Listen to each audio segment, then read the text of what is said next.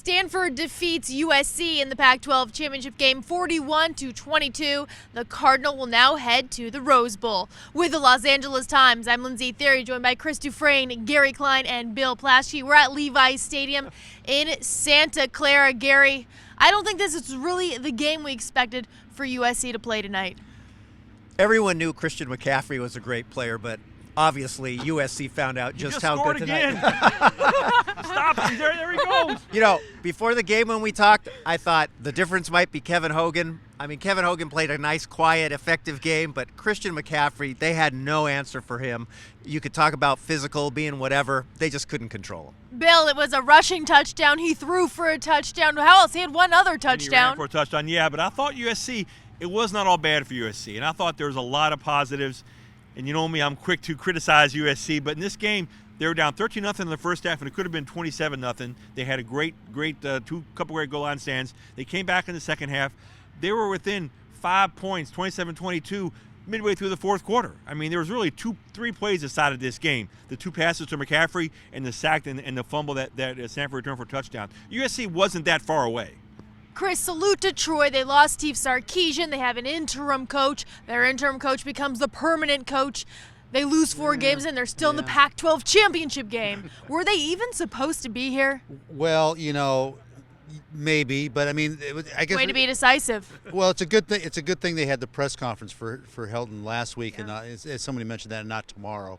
You know, you kind of see the foreshadowing there. Is it good to get that out of the way in case this happened? Mm-hmm. You know, but this was not a surprise to me. They're just there are certain games during the year where you know that one team's better, and I thought Oregon was better than USC. I thought Stanford was better. I thought USC was better than UCLA, but.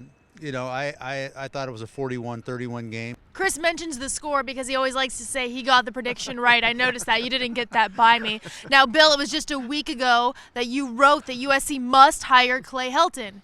Now, through the offseason, several fans are probably going to say that was a premature hiring of Clay Helton. What do you say? I'll ask everybody here this, and Dufresne kind of mentioned this.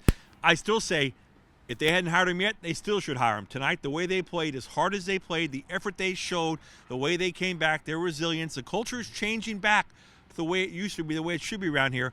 I would say right now, if Clay Helton hadn't been hired officially, they should do it on Monday. I'm still backing him. Well, you have what? That's fine, but you realize that they've got bowl game now, and they open against Alabama. And there's a chance that the coach, he could be 5-5, you know, as the head coach at USC. And I don't think, you know, had anybody else gone 5-5 in this job, there would have been a different, you know, response. But that said, you named him the coach. I do like a lot of things they're doing. They do have talent. But they're making too many mistakes. They're getting killed on the Kessler fumble.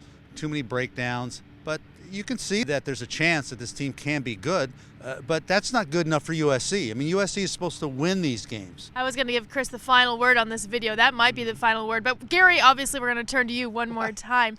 Chris already. Why? I picked the Trojans to win this game. Because Chris mentioned bowl games, and I know it's really hard to sit here and map out scenarios of where USC might end up in a bowl game, but let's do it anyway. Do you think we're going to El Paso? Could we go to Las Vegas? We'll be right back here in Northern California. I think USC will end up in the Las Vegas Bowl, not necessarily because of where they finished, but just because of all the moving parts, not coming back here in a couple weeks, probably never going back to El Paso. And if you're USC, you know what? Las Vegas is a really good bowl for their situation in terms of what they're going to have to do with recruiting, what Helton's going to have to do with staff. That's an early bowl game, and the earlier USC plays in the bowl season, the more they can move ahead. And such a voice of reason, but guess what? Bill Plaschke, Bill, I have the microphone. Do you know what? It's amazing. Bill, I have the microphone. People can't hear you, and you want them to be in the Sun Bowl. They can hear that. No, I love the Sun Bowl. I love the people there, but Clay Helton owns Las Vegas. He's the king of Las Vegas. Go to Las Vegas. Way to pivot that. All right, the final word, like I mentioned, it's going to Chris Dufresne tonight. Chris, you kind of already touched on it, but these Trojans, you've seen where they've been. Where are they headed? Well, I'm done with them. I'm never. He literally is. I'm never covering them again. I've seen enough. This was their last chance for me. I'm out of here. I'm retiring. If I never see them again, that'll be, you know, good for me.